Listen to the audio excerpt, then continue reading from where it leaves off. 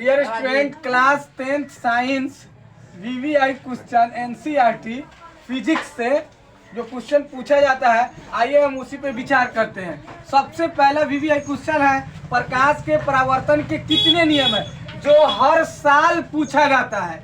तो प्रकाश के परावर्तन के दो नियम है। नंबर 1 नियम, आपतित किरण, परावर्तित किरण तथा आपतन बिंदु पर खींचा गया अभिलंब तीनों एक ही समतल तल में होते हैं, पहला नियम। दूसरा नियम होता है आपतन कोण परावर्तन कोण के बराबर होता है। दूसरा क्वेश्चन है, समतल दर्पण में आवर्धन m बराबर +1 का क्या अर्थ है।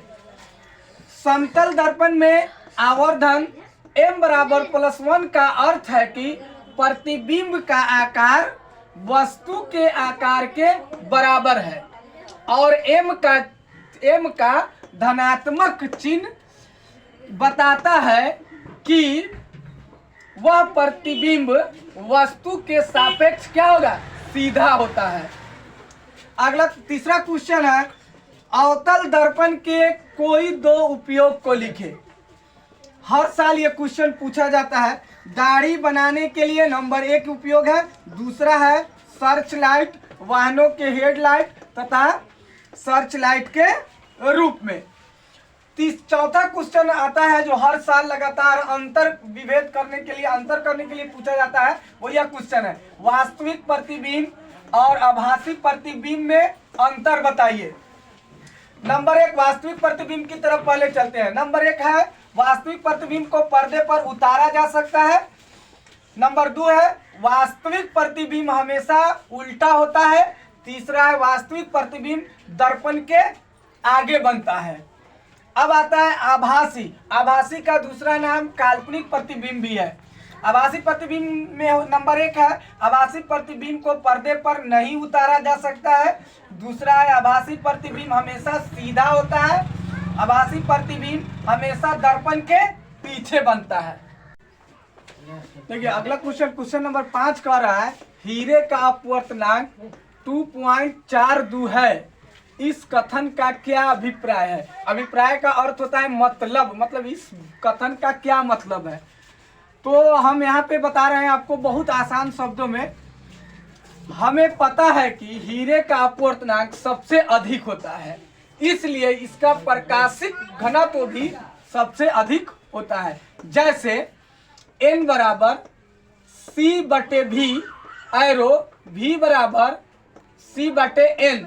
यदि n सबसे अधिक, n क्या दर्शाता है, n सबसे अधिक है तो भी सबसे छोटा होगा, इसलिए हीरे के प्रकाश की गति सबसे कम है।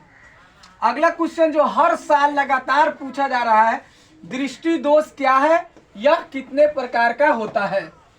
दृष्टि दोष का मतलब होता है आंख की बीमारी।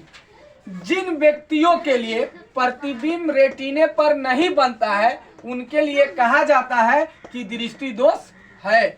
कोई भी व्यक्ति का प्रतिबिंब अगर रेटिना पर नहीं बनता है तो कहा जा सकता है कि उसे दृष्टि दोष हुआ है।